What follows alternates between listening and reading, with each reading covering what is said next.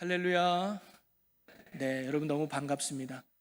지난 한 주간도 하나님의 은혜 가운데 잘 지내시다가 오늘도 복된 거룩한 주님의 날을 맞아서 이 복된 예배의 자리에 나온 여러분 한 분 한 분을 진심으로 환영하고 축복합니다.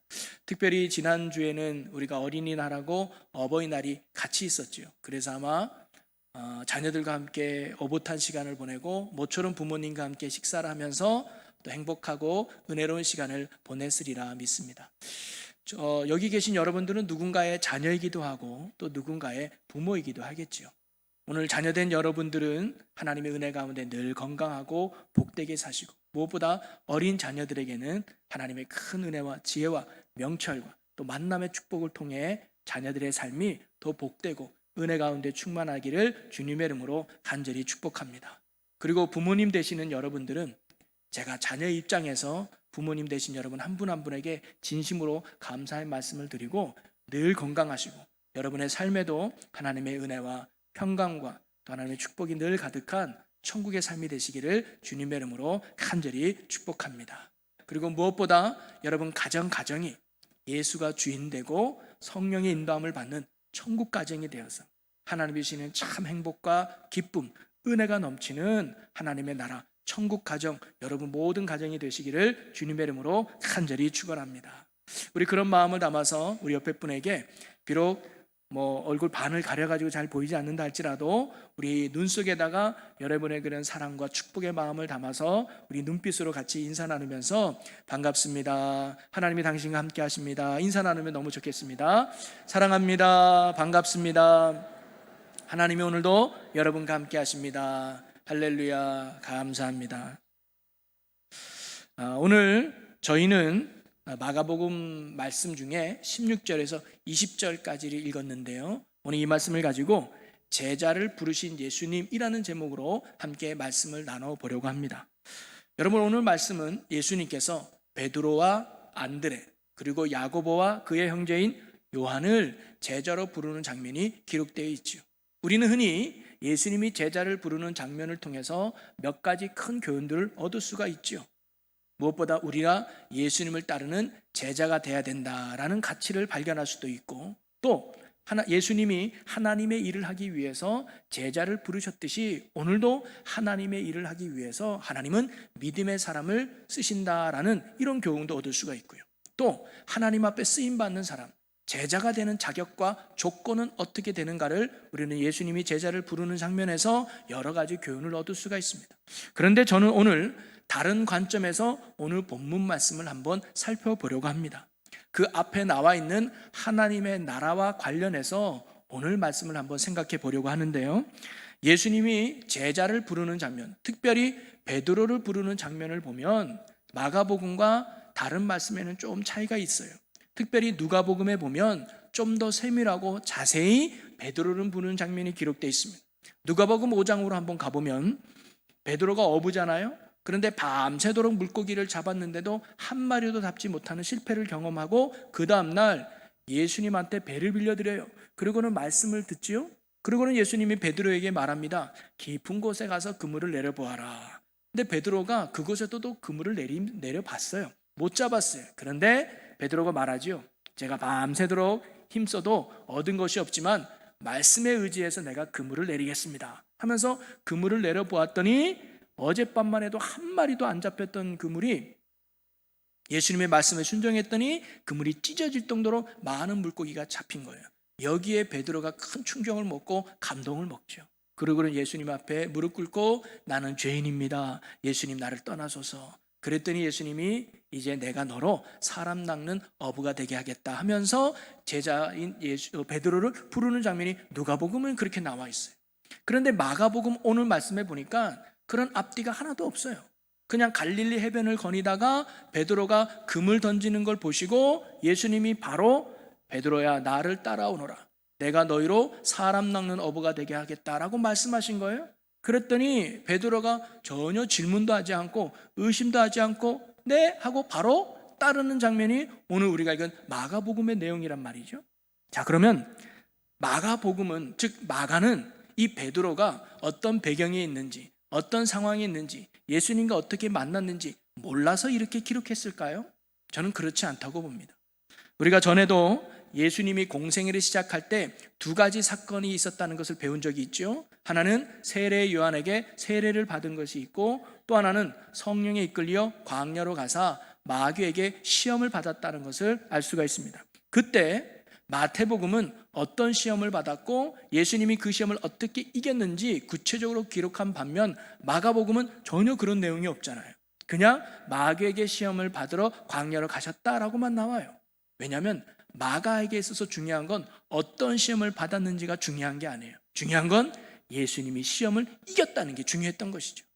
마찬가지로 오늘 본문 말씀도 그렇습니다. 이 마가에게 있어서는 어떻게 예수님이 베드로를 찾아가고 어떻게 베드로를 만났고 어떻게 베드로를 불렀는지 과정은 중요하지 않았어요. 마가에게 중요한 건 뭐냐면 예수님이 베드로를 불렀다는 게 중요한 거예요. 그리고 베드로는 그 예수님의 부르심에 반응하고 순종했다는 것이 바로 이 마가에게는 중요했던 것이죠. 마가복음 1장은 크게 두 부분으로 나눠볼 수 있습니다. 1절부터 15절까지는 하나님의 복음에 대한 내용이에요. 복음이 시작의 내용이죠. 그래서 하나님의 나라가 가까이 왔다라고 하는 선포의 내용이라면, 16절부터는 바로 하나님의 나라가 어떻게 우리의 삶 속에 이루어지는가를 보여주는 내용들이 기록된 거예요. 그래서 예수 그리스도를 통해서 어떻게 하나님의 나라가 이 땅 가운데 실현되는지를 사건을 통해 보여주는 이야기가 마가복음 후반에 나오는 것이죠. 그러면서 하나님의 나라가 실현될 때 그 첫 장면으로 기록한 것이 뭐냐? 바로 예수님이 제자를 부르는 장면이 나온다는 것이죠. 마가는 바로 예수님께서 제자를 부르는 이 사건을 통해서 다시 한번 말하고 싶었던 것이 뭐냐면, 바로 하나님의 나라가 우리에게 어떻게 이루어지는가를 마가는 말하고 싶었던 것 같습니다. 여러분, 예수님의 제자가 상징하는 게 뭡니까? 다른 랍비의 제자와는 다르죠. 예수님의 제자가 상징하는 건 하나님 나라의 백성이에요. 하나님 나라의 일꾼이 예수님의 제자 아닙니까? 그러면 예수님이 그러한 제자를 부르셨다는 것은 또 어떤 의미가 있어요? 하나님의 나라로 그들을 초청하셨다는 거예요. 하나님의 나라 백성으로 그들을 이끌었다는 게 예수님이 제자를 불렀다는 거 아닙니까? 자, 그러면 이 부르심에 순종해서 제자들이 예수님과 함께 지냈다는 것은 또 어떤 의미가 있을까요? 그것은 곧 하나님의 나라의 삶을 살았다는 것을 말하는 거예요. 여러분, 예수님과 제자들이 함께 할 때 그들의 삶에는 어땠을까요? 두려움이 없었을 거예요. 풍랑을 만나도 걱정하지 않았을 거예요. 왜? 예수님이 잠잠케 해주니까. 먹을 것이 없어도 전혀 걱정되지 않았을 거예요. 오병이어로 배불리게 하시는 분이 그분이시니까. 오늘날 같이 코로나에 확진되죠? 전혀 걱정되지 않았을 거예요. 죽은 자도 살리는 주님이 옆에 계시니까. 예수님과 함께 할 때 그들에게는 참된 안식과 참된 회복과 참된 자유와 참된 평화가 바로 제자들에게 있었던 것이죠. 바로 예수님의 부르심에 순종하여 예수님과 함께 살았던 삶이 곧 성경이 말하는 하나님 나라의 삶을 보여줬던 것입니다. 그러기에 예수님이 제자를 부르신 것은 그들을 하나님의 나라로 불렀다는 것이고, 제자들이 예수님을 따랐다는 것은 바로 그들이 하나님의 나라에 들어갔다는 것을 상징적으로 보여주는 말씀이라고 생각이 듭니다.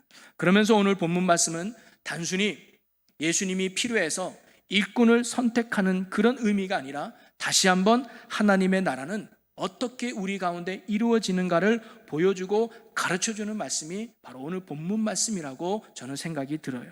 그래서 오늘 말씀을 통해서 다시 한번 하나님의 나라의 소망과 또 하나님 나라에 들어가기 위해 우리가 어떤 믿음의 자세를 가져야 되는지를 결단하고 깨달을 수 있는 귀한 믿음의 시간 되시기를 주의 이름으로 간절히 축원합니다. 그래서 오늘 말씀은 두 가지의 주님의 은혜와 두 가지의 제자들의 반응으로 나눠볼 수 있어요. 한마디로 말하면 하나님의 나라는, 구원은 주님의 은혜로 주어지고 우리의 믿음의 반응으로 얻어진다고 알 수가 있죠. 그러면서 주님이 우리에게 보여주신 두 가지 은혜, 첫째 은혜는 뭐냐면 부르심의 은혜, 은혜로 우리를 부르셨다는 거죠. 여러분, 예수님께서 베드로를 비롯한 4명의 제자를 부르실 때 그 부르심의 주체가 누구였느냐? 바로 예수님이셨다는 거죠. 이게 중요한 거예요.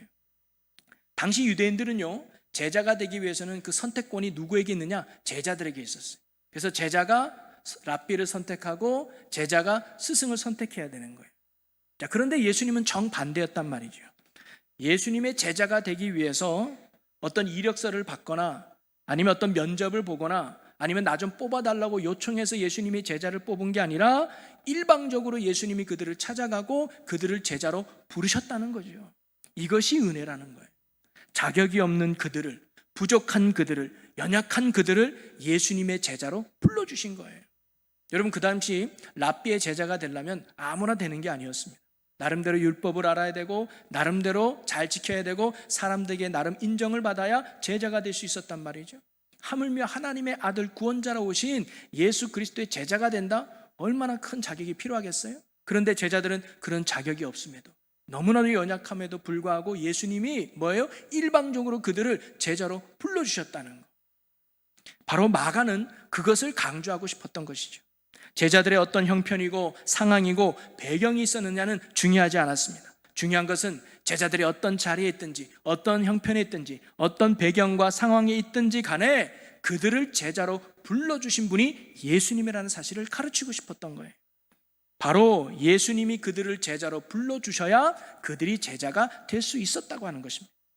그들은 예수님의 제자가 되기 위해서 어떠한 수고도 어떠한 노력도 사실 필요하지 않았습니다. 자격증도 필요하지 않았고 출생 배경도 필요하지 않았고 오늘날 말하면 스펙이 전혀 필요하지 않았어요.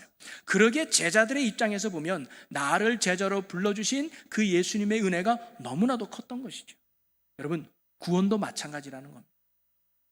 바로 이렇게 우리가 구원받을 때 구원의 주체가 누구냐? 바로 하나님이심을 믿으시기를 바랍니다. 하나님이 우리를 구원해 주셔야 우리가 구원받을 수 있는 거고요. 우리가 하나님의 나라에 들어가고 싶다고 우리가 하나님의 나라에 들어갈 수 있는 것이 아니라 하나님이 우리를 들어가게 해 주셔야 우리가 하나님의 나라에 들어가게 되는 것이죠. 구원의 주체는 하나님께 있다는 것을 오늘 말씀이 우리에게 가르쳐 주는 겁니다. 이는 내가 아무리 힘쓴다고 내가 노력한다고 나의 행위로 구원받고 하나님의 나라에 들어갈 수 있는 게 아니라는 겁니다. 하나님이 구원이 필요한 우리를 직접 찾아와 주셨고 우리에게 구원을 은혜로 베풀어 주셨기에 오늘 저와 여러분이 구원받게 된 줄로 믿으시기를 바랍니다. 바로 제자들이 예수님의 제자가 되기 위해서는 아무것도 필요하지 않았듯이 오늘 우리도 하나님의 자녀가 되고 천국 백성이 되고 구원받음에 있어서는 아무것도 필요하지도 않는다는 것, 오직 예수님의 그 은혜만 필요하다는 거죠. 지난주 저녁 기도회 때 우리는 갈라디아서 말씀을 함께 나눠보았습니다. 갈라디아서는 바울이 갈라디아 여러 교회에게 보내는 편지이자 권면의 말씀이었어요. 근데 그 교회는 어떤 문제가 있었냐? 바울이 전한 복음 외에 다른 복음을 따르는 혼론이 온 거예요. 그럼 바울이 말한 복음 외에 다른 복음은 뭐냐? 바로 그들이 율법을 지킴으로 구원받는다고 생각한 거예요. 야, 예수만 믿어서는 안 돼. 그래도 할례 받아야 돼.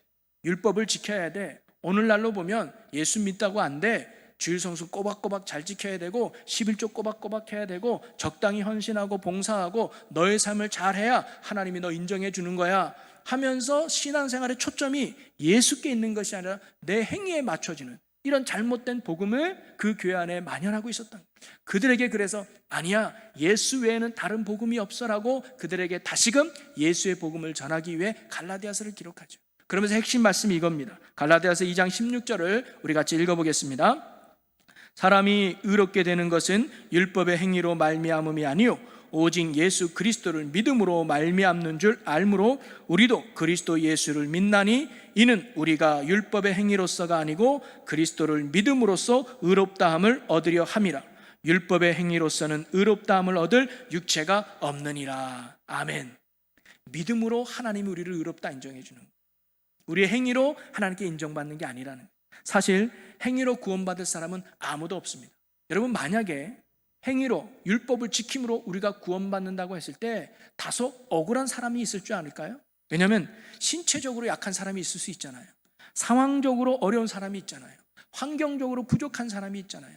남들보다 똑같은 조건이 아닌데 어떻게 남들과 똑같이 율법을 지키고 행위를 이룰 수 있겠어요? 이렇게 되면 다소 억울하고 불공평한 것 같아요.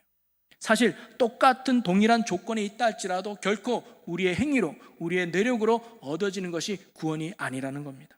그래서 구원은 전적으로 하나님의 은혜로 얻어지는 것인 줄로 믿으시기를 바라요. 에베소서 2장 8절에 보면 너희는 그 은혜에 의하여 믿음으로 말미암아 구원을 받았으니 이것은 너희에게서 난 것이 아니요 하나님의 선물이라. 구원의 주체가 나에게서 난 것이 아니라 하나님께로 시작되었다고 성경 우리에게 가르쳐 줍니다. 하나님이 예수님이라고 하는 은혜를 베풀어 주셨기에 우리가 구원받을 수 있게 된 거예요. 하나님이 십자가라는 은혜를 베풀어 주셨기에 저와 여러분의 죄가 용서받고 하나님의 나라에 당당하게 들어갈 수 있게 된 것입니다.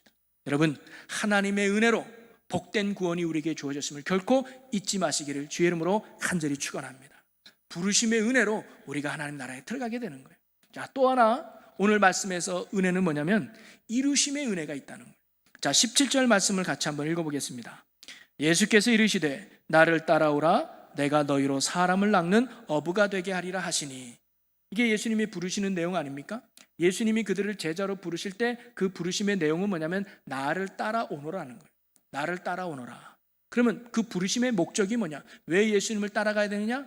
내가 너희로 사람 낚는 어부가 되게 하겠다. 이게 목적이에요. 한마디로 말하면 너희가 나를 따라오면 너희가 사람을 낚는 어부가 될 거야. 이게 예수님의 말씀 아니겠어요? 여러분, 사람 낚는 어부 어떤 의미가 있을까요? 여러분, 낚시 건져내는 거잖아요. 사람을 낚는다, 이 말은 뭐냐면 사람을 건져낸다는 거예요. 그럼 어디서 건져낸다는 거예요? 죄의 늪에서 건져낸다는 거예요. 사망에서 건져낸다는 거예요. 바로 사람을 낚는 어부라는 말은 죄의 늪에서 영혼을 건져내는 자, 구원의 길로 인도하는 자, 그런 의미가 담겨져 있는 것이죠. 바로 영혼을 구원하고 하나님 나라를 확장하며 세워가는 사람으로 하나님이 뭐예요? 만들어주겠다는 거예요. 그리고 정말 그 말씀대로 나중에 제자들은 어떠한 사람이 됩니까? 영혼을 구원하는, 정말 사람 낚는 어부의 역할을 감당하게 되잖아요. 여러분, 그런데 여기서 중요한 게 있습니다. 누가 그 제자들을 사람 낚는 어부로 만드느냐, 그 주체가 누구냐는 거예요. 제자들입니까? 야, 내가 너희를 사람 낚는 어부로 불렀으니 이제 그 몫은 너희야. 너희가 열심히 해서 사람 낚는 어부가 돼야 돼. 너희가 열심히 해서 사람 낚는 어부로 살아야 돼. 라고 예수님이 말한 게 아니에요. 누가 사람 낚는 어부로 만들어준다는 거예요? 예수님이 그렇게 하신다는 거예요. 사람 낚는 어부로 부르신 것도 예수님이고 사람 낚는 어부로 만드는 것도 예수님임을 오늘 우리에게 가르쳐 주죠. 창세기 12장에 보면 하나님은 아브라함을 부르는 장면이 나옵니다. 2절에 보니까 내가 너로 큰 민족을 이루고 내게 복을 주어 내 이름을 창대하게 하리니 너는 복이 될지라. 아이도 하나 없어서 사람들한테 손가락질 받고 어떻게 나름대로 실패한 인생을 했던 아브라함을 하나님이 부르신 거예요. 그래서 내가 너로 큰 민족이 되게 하고 복이 되게 하겠다. 여러분, 아브라함이, 애 하나 없는 아브라함이 큰 민족을 이루고 큰 복이 되게 하겠다고 했을 때 그 주체가 누구예요? 하나님이 그렇게 하신다는 거예요. 야, 난 불렀으니 앞으로 네가 열심히 해서 그렇게 큰 민족 만들어 라고 그 책임을 아브라함에게 맡긴 게 아니라 부르신 하나님께서 그렇게 만들어 주신다는 거예요. 그래서 아브라함은 그 약속하신 하나님을 믿고 따라 나서기만 하면 하나님이 뭐예요? 그렇게 만들어 주시는 거 아니겠습니까? 여러분, 오늘 제자를 사람 낚는 어부로 부르신 주님도 부르신 것으로 끝나지 않았다는 거예요. 그들을 주님이 원하는 사람 낚는 어부로 만들어 주신 분이 바로 예수님이라고 오늘 우리에게 가르쳐 주고 있는 거죠. 여러분, 이 말씀은 오늘 우리에게 무엇을 의미하고 무엇을 가르쳐 줍니까? 하나님이 우리를 구원해 주신 걸로 끝나지 않는다는, 우리를 거룩한 자녀로 삼아주신 주님이, 우리를 하나님의 백성으로 삼아주신 주님이 우리가 뭐예요? 백성으로서의 삶을 살아갈 수 있도록, 자녀로서의 삶을 살아갈 수 있도록, 온전한 하나님의 나라에 합한 자로 살아갈 수 있도록 하나님이 뭐예요? 지금도 우리를 돕는다는 거예요. 지금도 우리를 인도해 주신다는 것이죠. 그것은 바로 또 다른 보혜사이신 성령님을 통해서 하나님의 합한 모습으로 우리를 만들어 간다는 것입니다. 그래서 갈라디아서 6장 8절에 이렇게 말씀하죠. 자기의 육체를 위하여 심는 자는 육체로부터 썩어질 것을 거두고 성령을 위하여 심는 자는 성령으로부터 영생을 거두리라. 여러분, 사람들은 늘 심으면 살아가요. 여러분, 대자연 법칙이 뭐냐면 심는 대로 거두는 거예요. 5개 심으면 5개 거두고 10개 심으면 10개 거두는 거 아닙니까? 오늘도 여러분은 아마 굉장히 많은 것을 심고 노력할 거예요. 우리 학생들은 공부를 심죠. 공부를 열심히 심잖아요. 왜? 성적이라는 열매를 거두기 위해서, 대학이라고 하는 열매를 거두기 위해서, 취업이라고 하는 열매를 거두기 위해서 우리 학생들이 열심히 공부라는 걸 심지 않습니까?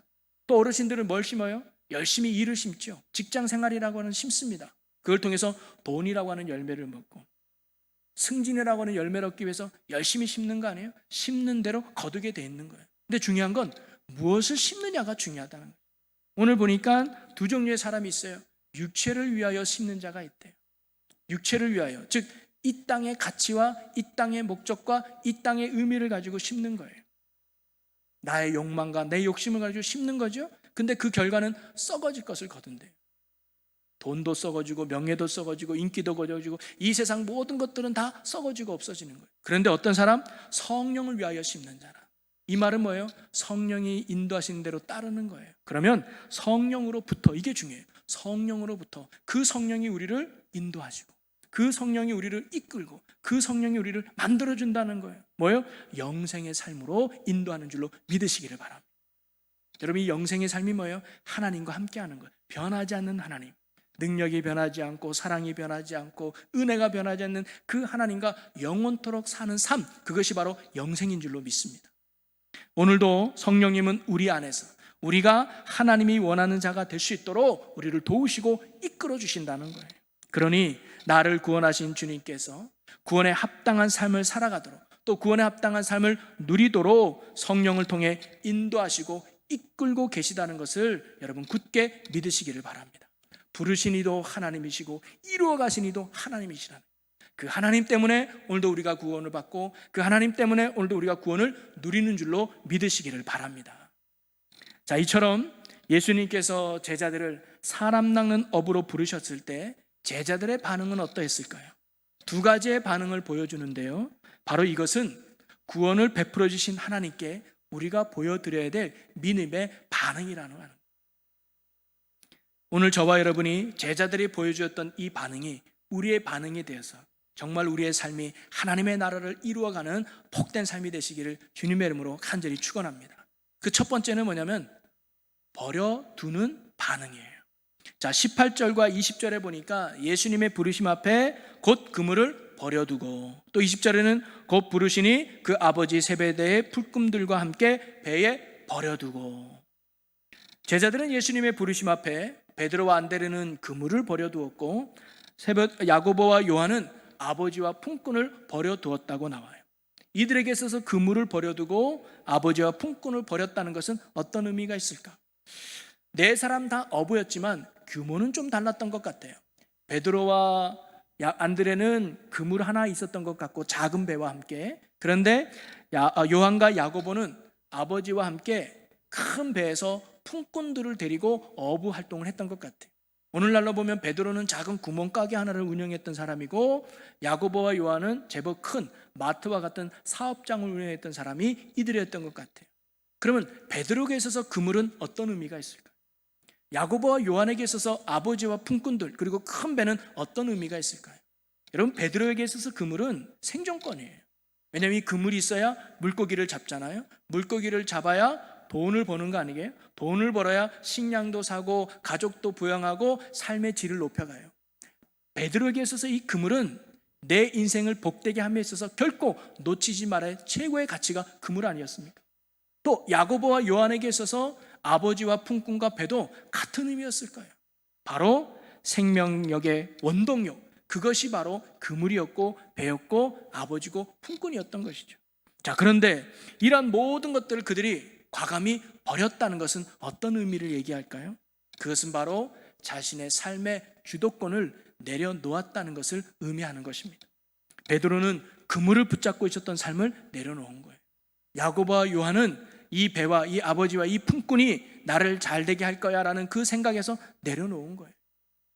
여러분, 지난주에 저는 하나님 나라 조건이라는 제목으로 하나님 나라가 가까웠다고 말씀하시고 두 가지를 말씀하셨다 그랬죠.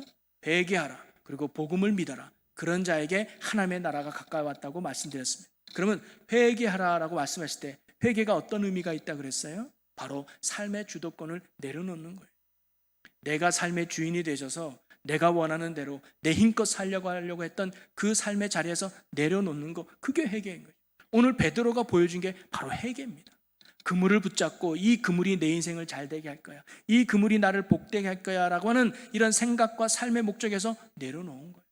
그리고 야고보와 요한도 배를 붙잡고 사람을 붙잡았던 삶의 주도권을 내려놓은 것이죠. 바로 이런 참된 회개의 모습을 이 제자들이 보여준 것입니다. 그리고 하나님의 나라는 바로 이런 회개하는 자에게 시작된다는 것을 다시금 오늘 말씀을 통해서 마가는 우리에게 전달해 주고 있는 것이죠. 여러분, 오늘 여러분은 삶에 무엇을 굳게 붙잡고 살아가고 계십니까? 하나님을 믿지 않는 세상 사람들처럼 세상의 것을 꼭 붙잡고 혹시 살아가고 있지는 않습니까? 이것이 나를 복되게 할 거야, 이것이 나를 행복하게 할 거야 라고 말이죠. 그것을 잃어버리면 내가 꼭 무너질 것 같고, 그것을 놓아버리면 내가 꼭 인생에 실패할 것 같아서 결코 그것을 놓지 못하고 있는 우리의 모습은 혹시 없습니까? 여러분, 인생의 구원의 하나님을 굳게 믿으시기를 바랍니다. 여러분의 인생을 고통에서 벗어나게 하고 참된 안식과 회복과 평안을 주시는 왕 되신 하나님을 여러분 믿으시기를 바랍니다. 그분이 내 인생을 주도해 나갈 때, 그분이 내 인생을 함께 할 때, 그때 내 인생이 진정한 축복의 인생이 됨을 여러분 꼭 믿으시기를 바랍니다. 그러니 여러분이 붙잡고 있는 세상의 것들, 오늘 제자들과 함께 가감히 내려놓는 참된 회개의 모습이 오늘 우리에게 있기를 주의 이름으로 간절히 축원합니다. 그리고 그 손을 주님을 붙드시기를 바랍니다. 그래서 여러분의 인생을 왕 되신 하나님이 이끌어 주시는 천국의 삶, 은혜의 삶, 능력의 삶을 살아가는 여러분 모두가 되시기를 주님의 이름으로 간절히 축원합니다. 또 하나 제자들이 보여줬던 반응은 뭐냐면 내려놓은 것으로 끝난 것이 아니라 주를 따랐다라고 나옵니다. 오늘 18절과 20절 끝에 보니까 뭐예요? 다 따르니라, 예수를 따라가니라 라고 나와요. 그들은 버린 걸로 끝난 게 아니에요.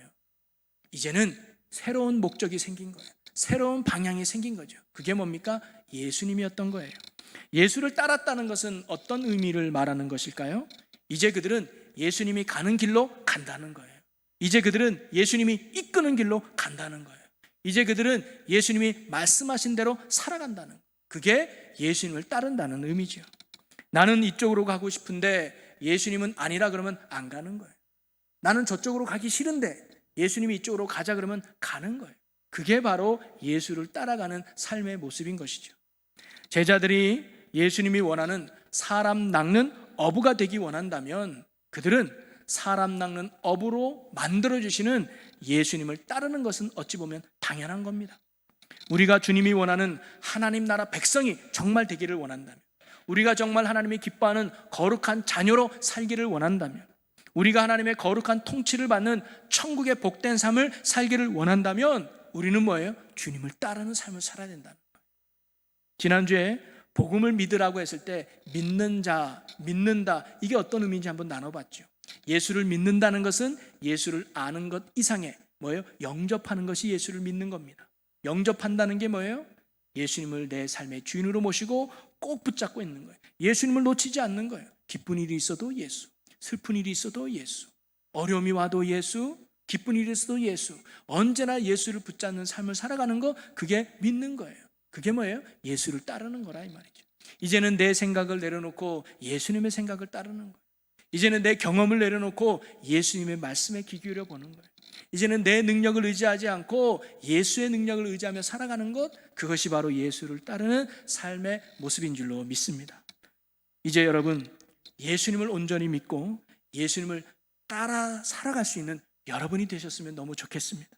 비록 예수님에 따르는 삶이 내 생각과는 다르게 울퉁불퉁한 자갈밭을 가거나 돌밭을 걸어가는 것처럼 느낄 때도 있을지도 모르겠습니다. 어두운 동굴을 지나갈 것 같은 흑암의 길을 걷고 있는 것처럼 느낄 때도 있을 줄 모르겠습니다. 여러분, 그래도 결코 낙심하지 마십시오.